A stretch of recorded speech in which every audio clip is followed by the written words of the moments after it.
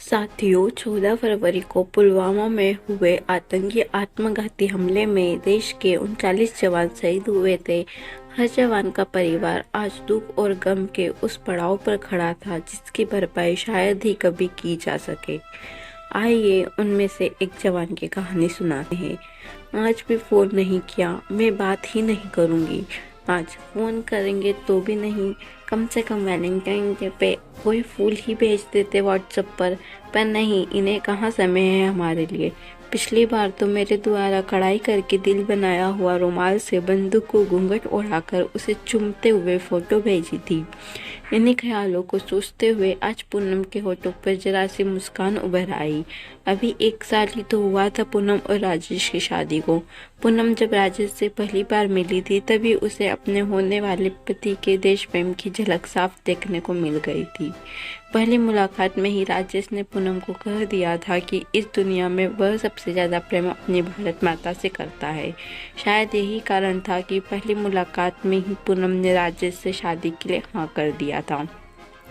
शादी के 10 दिन बाद ही राजेश वापस सरहद पर अपना फर्ज पूरा करने चल पड़ा था।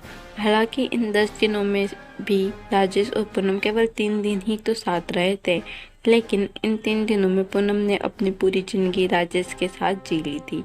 वापस आने का वादा करके राजेश चला तो गया, लेकिन पूनम रोज राजेश के फ़ोन के इंतज़ार में घंटों फ़ोन के पास ही बैठी रहती।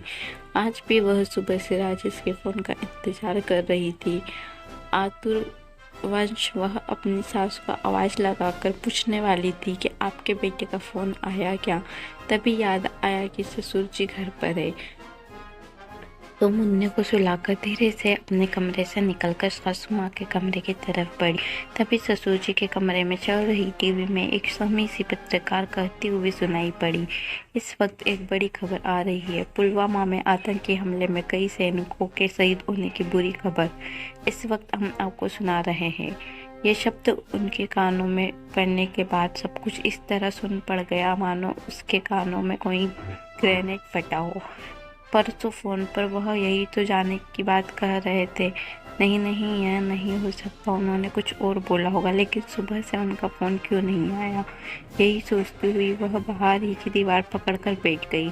एक हद को लेकर असर कम हुआ और धुंधला का झटा सा तो ससुर जी के फ़ोन के लाउड स्पीकर पर बार बार आवाज़ आ रही थी, the number you are trying to call is either switch off or out of the service area. उसकी जब भी यह उनसे बात होती तो गाहे गाहे पुलवामा का नाम आ ही जाता था। फिर से आंखों के सामने अंधेरा छाने लगा। थोड़ी देर बाद उसने हिम्मत करके ससुर जी के कमरे का द्वार हल्का सा खोल दिया। वो इस तरफ पीट करके बैठ कभी फ़ोन तो कभी टीवी को देख रहे थे।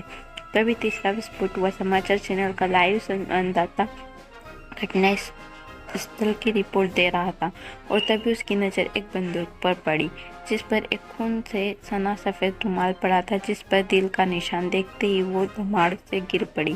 साथियों, पुलवामा में हुए आतंकी हमले से हम सबका मन आघात है।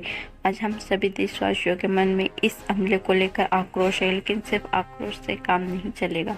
देश प्रेम के अलग आज देश के हर व्यक्ति तक पहुंचने की आवश्यकता है। इस कहानी के माध्यम से हमारा उद्देश्य आपको शहीद के एक परिवार से रूबरू करवाना का था।